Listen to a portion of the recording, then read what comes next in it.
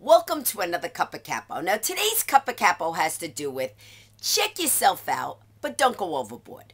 Now, listen, you get your car inspected once a year. Granted, they make you do it. But the point is, you have to make sure your car is running okay. So, I say you got to make sure you're running okay. So lately, lost 25 pounds. I'll talk about that later, how I did it on another Cup of Capo. And I figured, well, let me get my eyes checked, my ears checked. So I went and had a complete physical done, even a stress test. Well, 2 weeks after the stress test, I start noticing these brown spots on my body, like about this big. First there was one under my chest, then there was one up here, then there was one up here. And at first I was like, all right, I'm not going to worry. And then I said, these things aren't going away. What could they be? So I started looking up everything in the dermatology, dictionary. Like, what could it be? Is it Lyme disease? What could it be? I figured, all right, I'll go see a dermatologist. So I go and see the dermatologist.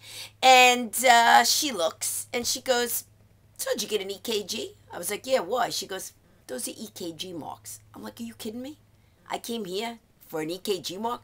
I said, but it didn't show up right away after the EKG.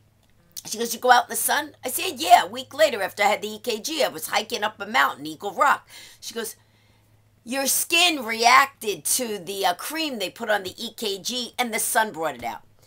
So my point is, get yourself checked out, but when you see every little tiny little thing, don't panic.